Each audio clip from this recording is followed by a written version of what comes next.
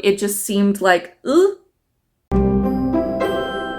Hello, I'm Steph, aka Literati Medium. It's time for my September wrap-up and October TBR. This month, I actually read 4 full books and 2 half books, and I'll explain the half books later on. One of the things you don't know is that I actually decided to join the Magical Readathon. However, I didn't make the decision until after I had filmed my last wrap-up and TBR, so you didn't know that at the time. The Magical Readathon is this really awesome readathon that you can go and check out the announcement video over on Book Roasts. My D&D geek was super excited by this readathon because you're essentially creating a character. There are 7 prompts and you only need to fulfill 2 of them by the end of this month to succeed at the readathon. And when you succeed, it will get you into the Aurelium Academy. Up until this point, I had been hesitating to join any reading challenges, mainly because I am a very slow reader, and a lot of challenges that have 7 prompts, they expect you to read all 7 of those prompts in 1 month, and that just isn't feasible for my life.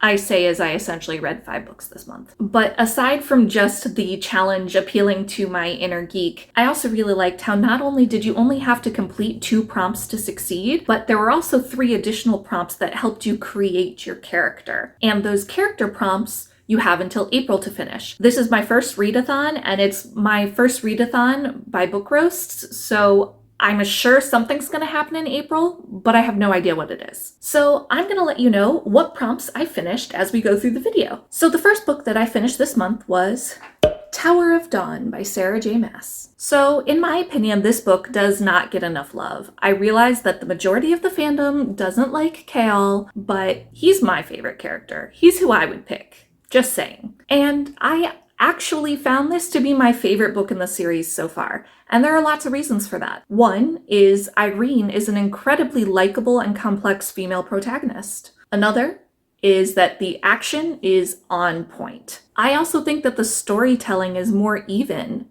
in this book. There were none of the surprises that drove me crazy about the last book, but that plot twist was well developed and revealed. So I gave this book 5 stars, except now that means I have to own the whole series, and I definitely do not. This book actually fulfilled the novice path prompt for the Magical Readathon, which is just that you have to read a book that has a map, and this one does. The second book I finished is actually one of the half books that I mentioned, and that was Love You Forever by Robert Munsch. This is a half book because it's actually a children's book. And this book tells the story about a mother's love for her son over the passage of time. So why am I reading a children's book, you ask? I actually read it as research. I had a story idea that involved the relationship dynamics between a mother and son. So I'm reading books on things that will help me with that relationship because I'm not a mom and I'm not a boy.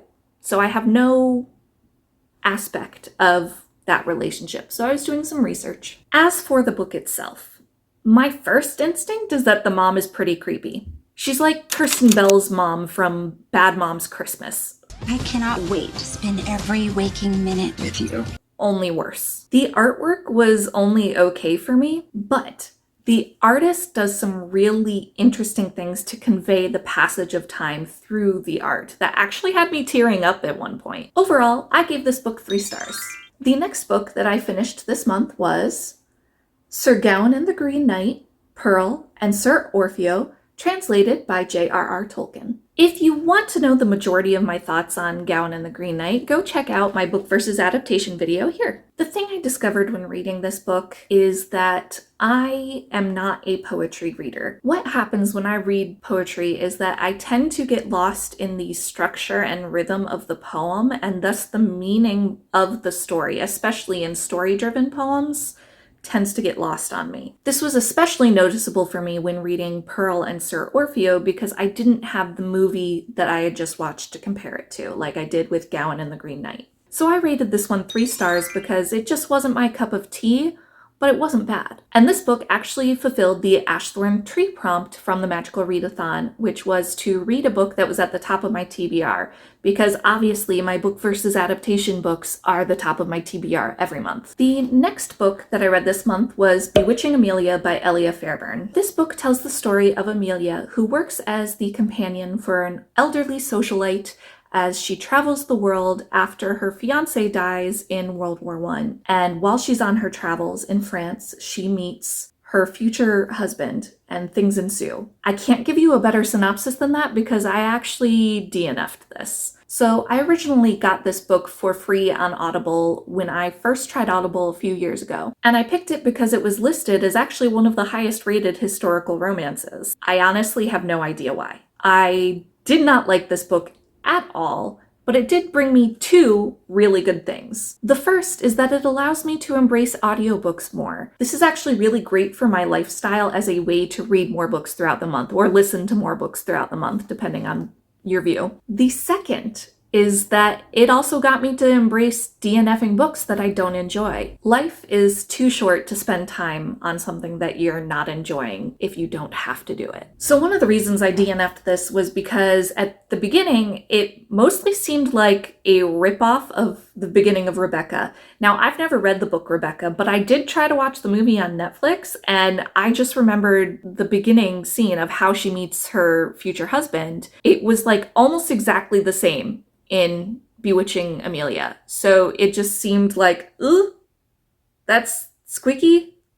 Didn't like it. Also, the hero's name is awful. It's like Septimus or something, and it sounds like a mix between a medical condition and a transformer. Also, Amelia herself is an incredibly passive and annoying character, like meek to the extreme, and I wasn't about it. And finally, the narrator was bad, like cringeworthy. I had to stop after a few chapters because I just couldn't anymore. So because I DNF'd this book, I rated it 1 star. The next book that I read was my Book of the Month Club book, The Inheritance of Orquidea Divina by Zoraida Cordova. This book was incredibly well written. The prose were gorgeous, and it was actually a version of third-person omniscient that I didn't find super jarring. I found the transitions between perspectives to be very smooth. I also liked that this was unlike any other fantasy that I've read. It was just quieter.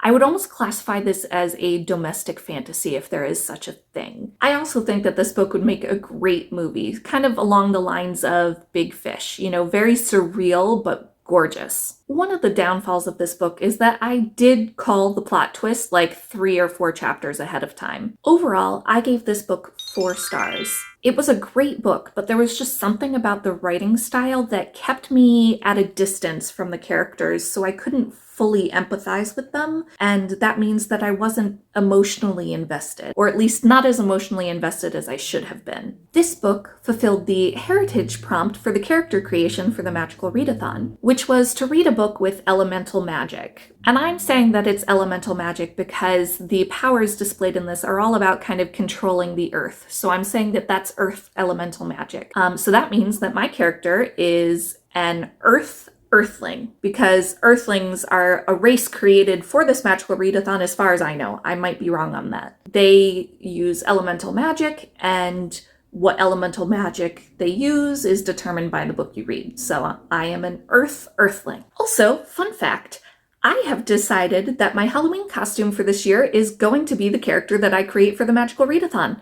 So stay tuned for that. So the next book that I'm calling my other half book is actually more of an honorable mention than a book. So I bought this again when I was starting Audible, and it's Neverwhere by Neil Gaiman. When I bought this, I thought that it was a full cast reading of the book. It is not. It is actually a dramatization of the book. I listened to the whole thing. I inhaled it. It was really quick and really interesting, and I'm definitely interested to read the book now, but I can't actually call that reading the book because it's a dramatization. I wonder if that would count as a book versus adaptation.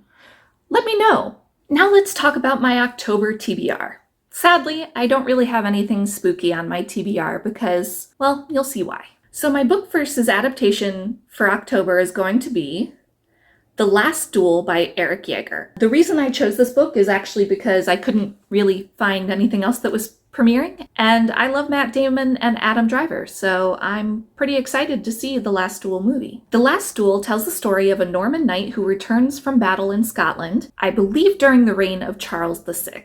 When he returns home, he finds that his wife has accused a squire of raping her. The court can't decide whether or not the accusations are true or false, so they determine that the verdict will be decided by a trial by combat. If the knight loses, his wife will be put to death as a false accuser. This is the true story of what I believe was the last legally sanctioned trial by combat in France. So it's pretty exciting that my first nonfiction on BookTube is going to be my book versus adaptation. My Book of the Month Club book for this month is The Love Hypothesis by Ali Hazelwood. This book tells the story of PhD candidate Olive Smith, who, in an effort to alleviate her best friend's guilt over dating Olive's ex-boyfriend, enters into a fake relationship with Professor Adam Carlson, who is known as, for lack of a better word, a complete asshole to everyone but Olive. As sparks ignite between the two, Olive must put her feelings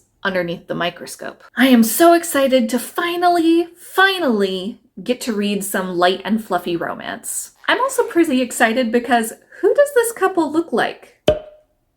One of my oldest friends, who is actually also a big Reylo fan, told me that this was originally a Reylo fanfic on Wattpad, and that the author converted it so it could be published. So I'm not expecting it to be great, but I am looking forward to just some great grump sunshine romance with a fake dating storyline that I love. So for my third, let's go over to my tarot card to see what I'm going to read.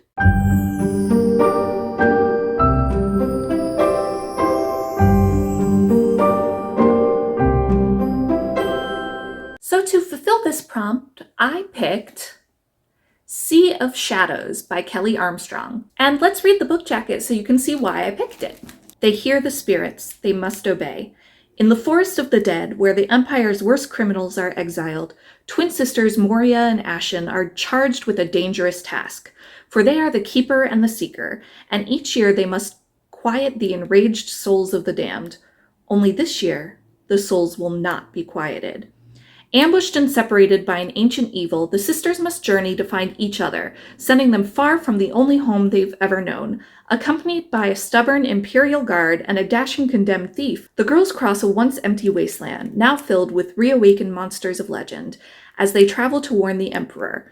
But a terrible secret awaits them at court, one that will alter the balance of their world forever. I chose this book because it talks about them leaving home. I really enjoy Kelly Armstrong's writing, especially her YA. And I'm also excited because I think that this is the first more high fantasy story that she's ever written, where it's set in a different world as opposed to more of an urban fantasy that's set in an alternate version of our reality. I'm not really sure how the Magical Readathon will affect my TBR for October as far as if there will be more prompts or not. There may not be more prompts until April, I don't know. But if they don't change, I may end up using Sea of Shadows for the background prompt, where you can decide whether your character is urban or wilding. And wilding would just mean you need to read a book that's set in a forest.